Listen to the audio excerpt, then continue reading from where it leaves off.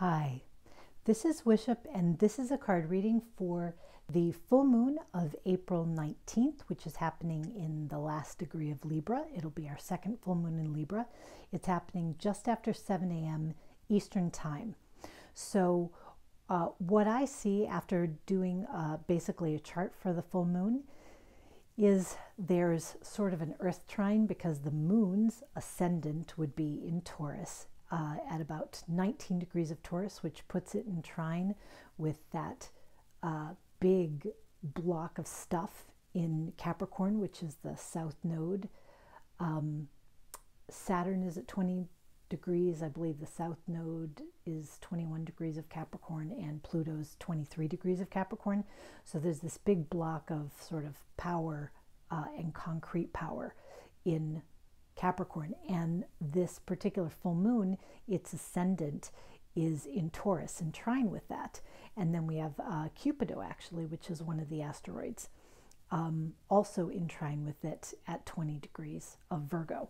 So at the same time, we have another trine contributed to by asteroids, notably by Juno and Black Moon Lilith, who is, the anti-authoritarian, in the air signs, which is in trine with the moon.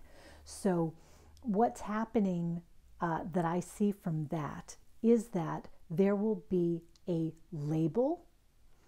So this is a mental label, or could be words that are used for you, that you have adopted as a kind of brand, that you have worn like a tiara after winning a pageant, or like an Olympic gold medal. You have let this label, or not even let, you've embraced this label.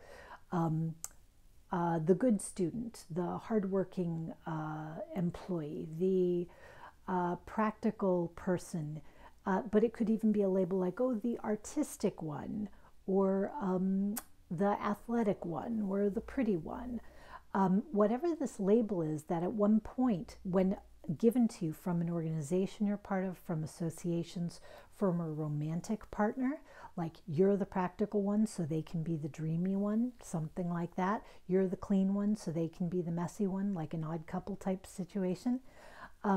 Whatever this label is, used to be something that gave you great pride and joy. Like I said, you wore it like a medal. It was given to you by peers, members of an organization, a romantic partner. You wore it proudly. However, what's happening here at this full moon is you are realizing the limitations that that brand put on you. By being the hardworking student, perhaps you did not get yourself out of a situation where the work wasn't just hard because you were the academic work might not have suited you, is what I'm trying to say. So by thinking of yourself as the diligent, good, hardworking student, you failed to get yourself out of a situation working in a field that didn't really suit you. But the brand that you had adopted and that had been assigned to you by other people and that you had accepted, it kept you from seeing the options of bailing out of this course. Because if you bail out of a course, then you don't look like the hardworking student who just, doggedly grinds through. But really, the feedback from the circumstances as you were experiencing them, the kind of consequences, the way you felt deep inside, were all telling you, get out of this. But the label, the good student, doesn't go with that person who drops that class. Okay, so that's just a simple example, but it could be you're seen as a person who wants results right away. And because you're seen as that person and you were very proud of being results oriented and not wasting time, but now you're seen as impatient and other people don't want to get you into things that have longer term rewards because they see you as a person who doesn't have the patience to deal with it. Right? So you can see how we go from being a person who's results oriented and not wasting time on one side, and then on the other side being a person who isn't there for the long haul, who gives up too easily, right? So this will be an idea where there is a label that has been given to you, that you've accepted, and that you've loved. And the time for that label is passing. And time for you to take a new one, or maybe no particular label at all. But this is the realization of this new moon.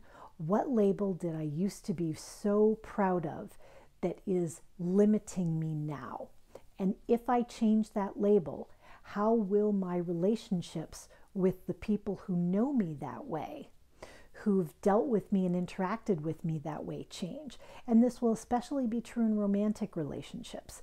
If you were the dreamy one and someone else was the practical one, but now you have got a lot of practical questions, the other person may feel like, hey, wait, you never asked me these questions before. You never wanted to get into all this practical stuff. And they may feel offended, like you're trying to take away some responsibility from them. Or maybe you were the practical one, but you have dreams you want to follow. And now you're like, why do you get to be the dreamy one all the time? I want to pursue my dreams. So there's definitely a realignment of relationships around the way we self-brand. Because it's one thing if someone gives us a title, but it's another thing if we decide we are going to embrace that and wear that as who we are. So these are deep questions of identity, but I believe it's brands sort of coming from the outside that we've embraced. So what do you want your new brand to be? What brands, even if it's very frightening, you know, if you've thought of yourself as the good student, to go, well, what if I'm not the good student? What does that make me? What's the opposite of that? What is my brand? The irresponsible student? You know, how do you come to think of yourself in a way that is loving and that gives you the kind of freedom you need to make moves in your current life? So that's what I'm seeing going on. So I have 4 card decks lined up. Here is the Ostara Tarot, and we get the Ace of Cups. So again, this particular Ace of Cups is wonderful for this reading because instead of just having the one cup, it has a relationship. We've got 2 mice frolicking with the cup. So it's very much about what do these 2 think about this cup and how do they share these responsibilities? And how do they think of this? Is this, you know, is this a harmless little thing? Is this poison? What, you know, how do these 2 mice relate to this one cup, I guess I would say. But also it's a very happy thing, so it's a very hopeful card. It gives a great opportunity for realignment and redefinition. From the Sugar Skulls deck, we get the Queen of Hearts. And to me, this queen looks like a little pink pig because of this funny nose, which makes me think of a little candy pig or a little piggy bank. So it's definitely sort of a happy, prosperous card to me, especially in this indication. But I focus on the fact that the eyes are made of hearts.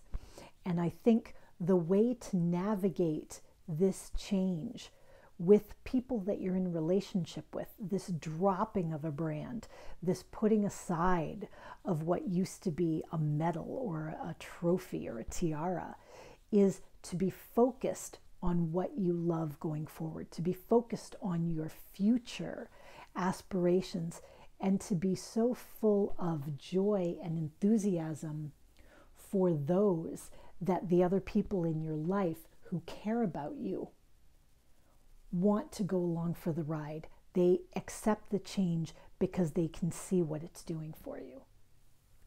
So the Lenormand card we have is the Scythe. So obviously it's about cutting things out, but it's also about the time is right. You know, the time is right for this.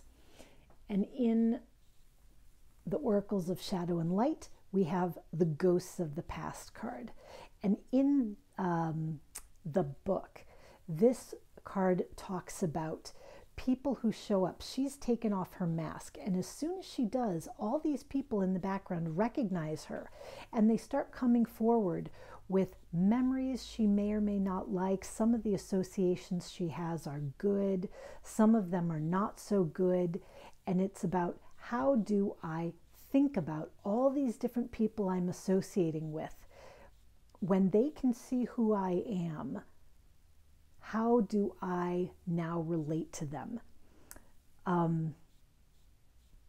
It really is about questions of identity. Maybe I can just read this back little section real quick. Here it goes. Cards of the past, or ghosts of the past, rather. Let me just see if I can get this last little bit in. Old friends, boyfriends, crushes, places, and situations come up to remind you of either how far you've come or that there's still work to be done. We all have life themes, we all have challenges and patterns, but the trick is to move through them quickly and to learn from them permanently. These ghosts with masks on are here to show you what or who needs an adjustment in your life.